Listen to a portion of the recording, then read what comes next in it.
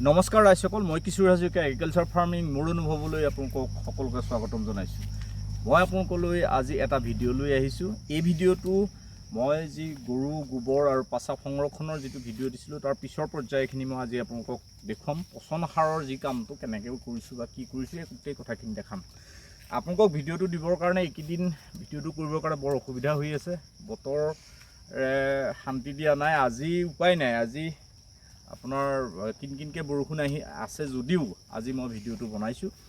পচন সাৰ মই আগতে যিটো পদ্ধতিত বনাইছিলোঁ সেইটোত আপোনাৰ শুকান গোবৰ আছিলে, তাৰপিছত আপোনাৰ মেটেকা আছিল, বাকী যিটো বৰ ধানৰ খেৰ বা নৰা বা শুকান পাত এনেকৈ ধৰণৰ গোটেইখিনি মিলাই পেলাই মই বনাইছিলোঁ। কিন্তু এতিয়া মই যোৱা বছৰ আৰু এইবছৰ মই এটা নতুন বস্তু তাত এড কৰিছোঁ। সেই বস্তুটো হ'ল আপোনাৰ যিটো ব্ৰইলাৰ গোবৰ গু।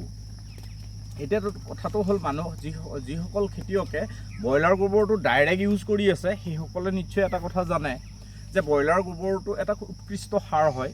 কিন্তু কথাটো হ'ল সেই জৈৱিক সাৰটো আপুনি যদি ডাইৰেক্ট ইউজ কৰে তাৰ পৰা কিন্তু আপুনি উৎপাদনৰ কাৰণে আপোনাৰ উৎপাদনৰ ক্ষেত্ৰত কিন্তু কিছু খেলি মেলিৰ সৃষ্টি হয়। কাৰণ সম্ভৱতঃ সেই গোবৰটোত নাইট্ৰজেনৰ পৰিমাণটো বেছি থাকে নেকি, যাৰ কাৰণে নেকি গছবিলাক বহুত বেছি হৈ যায় আৰু খুব গাঢ় সেউজীয়া হয়। কিন্তু গছজোপা যেনেধৰণৰ ডালপাত হয় তেনেধৰণৰ কিন্তু উৎপাদন বা ফল পোৱা নাযায়। গতিকে মোক কেইবাজন মানুহো ক'লে যে যিটো ব্ৰইলাৰ গোবৰ সেই গোবৰটো মই ইউজ কৰিছোঁ, বহুত ধুনীয়া গছ হয়, কিন্তু তাৰ তুলনাত ফলটো কম হয়। গতিকে মই কেনেকৈ কি কৰিছোঁ এই গোটেই কথাখিনি মই চিন্তা কৰি পেলাই গোটেই বস্তুটো চাই পেলাই মই এটা পদ্ধতিত মই কাম কৰিছোঁ আৰু সেইটো খুব উৎকৃষ্ট হৈছে, মই ভাল ফল পাইছোঁ। গতিকে আপোনালোকে ভিডিঅ'টো সাৰটো বনাবৰ কাৰণে আপোনালোকক যিখিনি লাগতিয়াল বস্তু এই লাগতিয়াল বস্তুখিনি মই আপোনালোকক দেখাই দিছোঁ। এইটো লতা আপোনালোকে সকলোৱে জানে, এইটো হয়তো চিনি পাইছে চাগে। আমাৰ ফালে এইটো গাহৰি লতা বুলি কয়। এইটো গছ বন এইবিলাক আপোনাৰ যিকোনো মানে খেতিত এইটো খুবকৈ হয় আৰু জেওৰা চেওৰাবিলাকত হয়। এইটো চিৰসেউজীয়া গছ। ই আপোনাৰ খৰালি বাৰিষা বুলি কথা নাই, ই খুব ধুনীয়া সেউজীয়াই হৈ থাকে। গতিকে এইটো এটা পচন সাৰৰ কাৰণে খুব উৎকৃষ্ট। গতিকে আপোনালোকে এই লতাটো এই যিটো লতা এই লতাটো সাৰৰ কাৰণে ব্যৱহাৰ কৰিব, খুব ভাল। ইয়াত আপোনাৰ গাঢ় সেউজীয়া হয়। আৰু এইখিনি হ'ল আপোনাৰ মেটেকা। মেটেকাটো কেঁচা শুকান বুলি কথা নাই।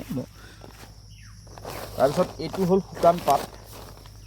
এই শুকান পাতখিনি দেখিছে, এইখিনি মই আপোনাৰ এতিয়া গোটাই মেলি থোৱা, কিন্তু আচলতে এইটো চ'তমহীয়া যদি আপুনি এই পাতখিনি চ'ত মাহত খুব গছৰ পাত সৰে, সেই পাতখিনি মই বস্তাত ভৰাই ভৰাই থৈ দিওঁ।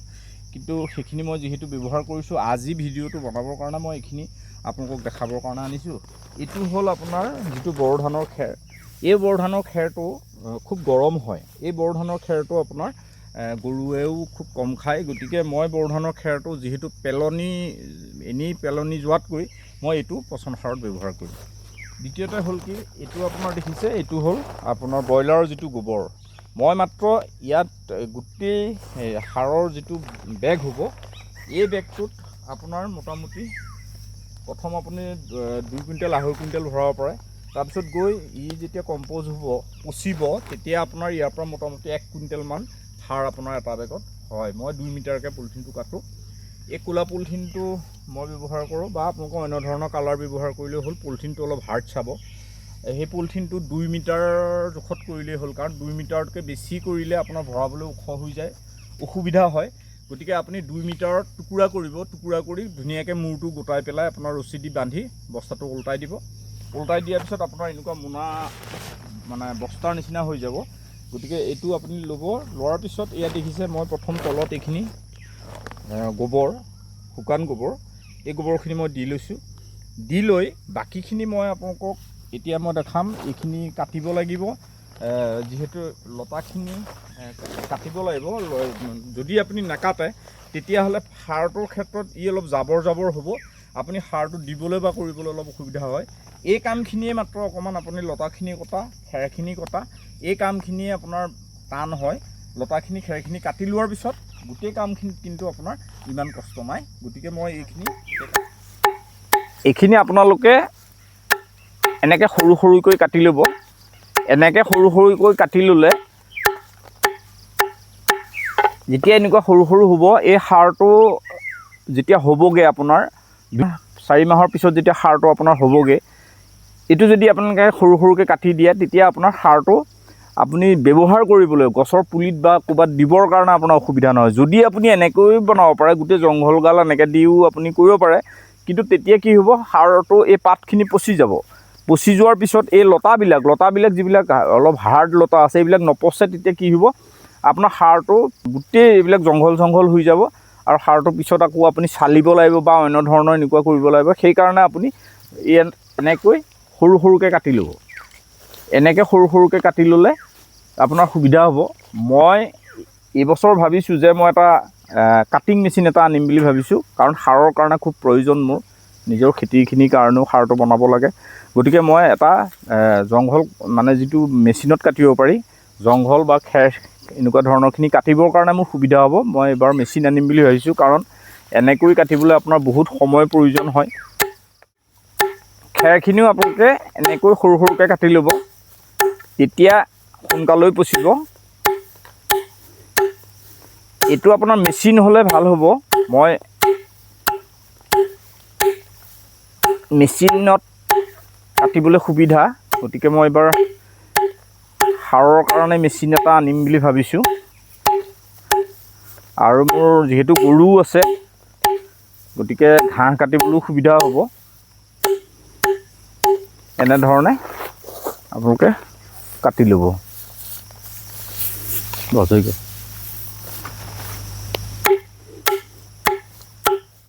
এইটোত মই আপোনাৰ এই বেগটোত তলত মই মাত্ৰ 1 বস্তা প্ৰথমেই এইটো আপোনাৰ ব্ৰইলাৰৰ গোবৰটো দি ল'লোঁ, এইটো দেখিছে। তাৰ ওপৰত মই এইটো যিটো আমাৰ শুকান গোবৰ, সেইটো দিলোঁ। সেইটো দিয়াৰ পিছত যিখিনি আপুনি কেঁচা পাত কাটি থৈছে, অকল এইটো লতাই হ'ব লাগে বুলি কথা নাই, আপুনি যিকোনো পাত দিব পাৰে। কিন্তু আপুনি বাঁহ পাত নিদিব। বাঁহপাতটো আপোনাৰ সোনকালে নপচে, গতিকে চবেই জানে। বাঁহপাতটো শুকানো নিদিব আপুনি, কেঁচাও ব্যৱহাৰ নকৰিব। বাকী আপুনি আমাৰ প্ৰকৃতিত পোৱা যিমানেই যি গছে যি জংঘলেই হওক, আপুনি সকলো ইয়াত ব্যৱহাৰ কৰিব পাৰে।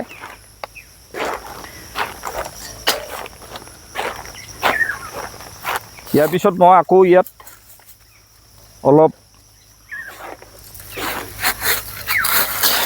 ব্ৰইলাৰৰ গোবৰটো অলপ দি দিছোঁ। ইয়াৰ পিছত মই আপোনাৰ এই শুকান পাতটো ধুনীয়াকৈ ইয়াত মেলি দিম।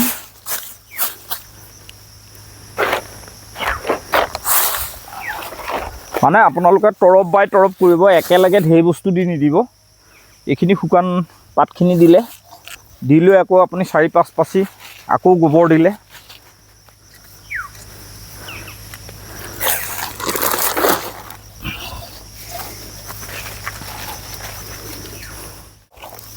ইয়াৰ পিছত মই যি মেটেকা আছে, সেই মেটেকাটো মই ইয়াত দিম।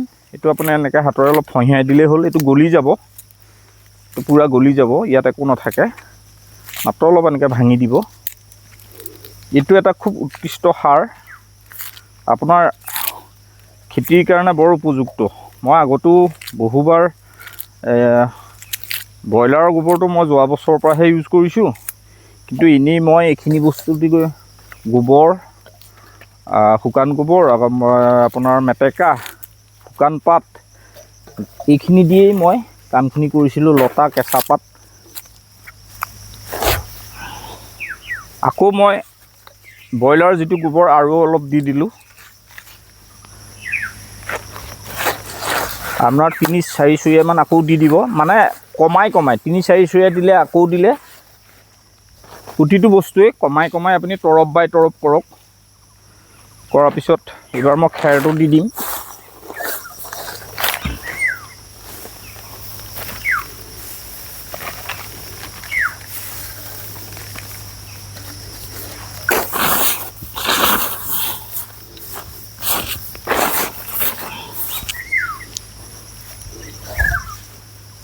আকৌ মই গোবৰ দিলোঁ।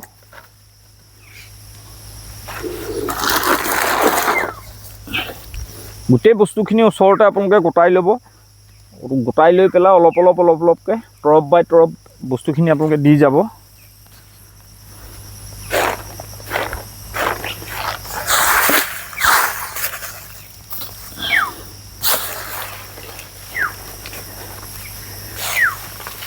আৰু এটা কথা সদায় আপোনালোকে মনত ৰাখিব, এই বস্তুটো বনাই থাকোঁতে যিকোনো পাত বা আপোনাৰ গোবৰ বা কিহবাৰ লগত যাতে পলিথিন নাহে, পলিথিনটো আপোনালোকে চাব, পলিথিনটো পালে আঁতৰাই দিব।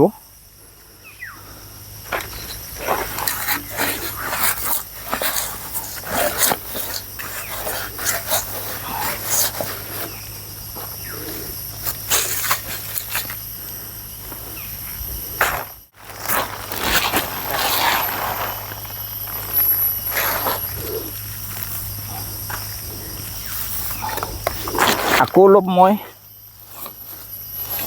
গোবৰ দি দিলোঁ।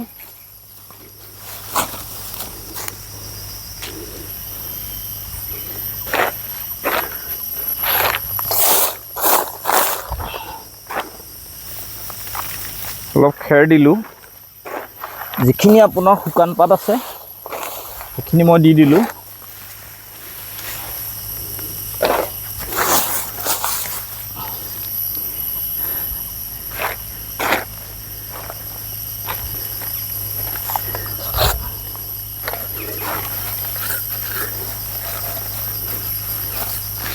কাটিলা এনেধৰণে আকৌ অলপ ব্ৰইলাৰ গোবৰটো দি দিব।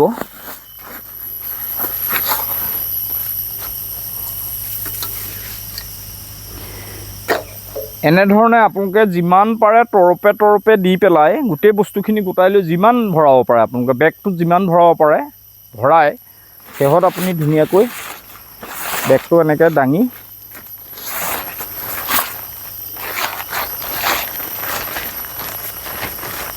কাটি দিয়া।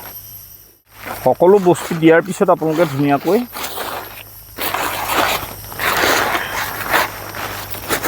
এনেকৈ বান্ধি দিব। এইটো মই আপোনাৰ এইটো ডাঙৰতে ফাটি গ'ল, ফাটি যোৱাৰ কাৰণে মই ইয়াত আৰু নভৰাওঁ। গতিকে মই এইটো ফটাটো থাকিলে আপোনাৰ বেয়া হ'ব, গতিকে মই ইমানতেই এইটো বান্ধি দিলোঁ। ইয়াৰ পিছত মই বনালে সম্পূৰ্ণভাৱে ভৰাম, কিন্তু এইটোত আপোনাৰ যিহেতু ফাটি গ'ল, ফাটি যোৱাৰ পিছত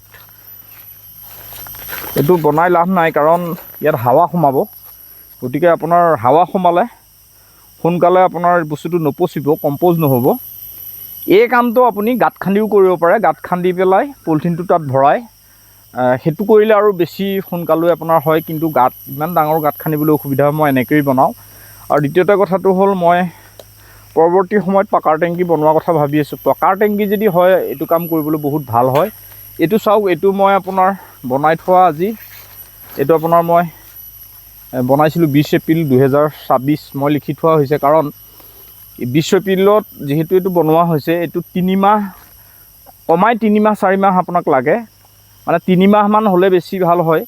আৰু তাতকৈ যদি আপুনি বেছিকৈ ৰাখিব পাৰে তেতিয়াতো বহুত বেছি ভাল, কিন্তু 3 মাহ আপুনি ৰাখিবই লাগিব। 3 মাহ যদি নাৰাখে তেতিয়াহ'লে সাৰটোৰ সম্পূৰ্ণ নপচে। গতিকে আপুনি 3 মাহ ৰাখক। 3 মাহ ৰখাৰ পিছত আপুনি এইটো খুলি পেলাই আপুনি তিৰপাল এখনত 2 দিন বা 1 দিন ধুনীয়াকৈ মেলি দিব। মেলি দি পেলাই আপুনি বস্তাত তেতিয়া ধুনীয়াকৈ থৈ দিব পাৰিব, শুকান হৈ থাকিব। কিন্তু যদি আপুনি নুশুকুৱায় তেতিয়া অলপ লিকুইড টাইপ হ'ব, সেইটোৱে আপোনাৰ থ'বলৈ অসুবিধা হ'ব, পানী হৈ থাকিব। কিন্তু আপোনালোকে উলিয়াই, যদি আপোনালোকে ভাবে বোলে নহয় মই এইটো ৰাখিম, অলপ দিন পিছত ব্যৱহাৰ কৰিম, তেতিয়াহ'লে আপোনালোকে ৰ'দাই পেলাই এটা বা 2টা ৰ'দ দি ফৰফৰীয়া হোৱাৰ পিছত আপুনি বস্তাত ভৰাই থৈ দিব পাৰে। গতিকে এনেধৰণে কামখিনি কৰক আপোনালোকে। এইটো খুব ভাল পদ্ধতি। এই পদ্ধতিটোত আপোনাৰ খৰচা ইমান একোৱেই নাই। ইয়াত খৰচা বুলিবলৈ একো নাই, কিন্তু আপোনাৰ অলপ পৰিশ্ৰম আছে। আপুনি এটা দিনত মোটামুটি আপুনি 2-3 কুইণ্টেললৈকে সাৰ বনাব পাৰে।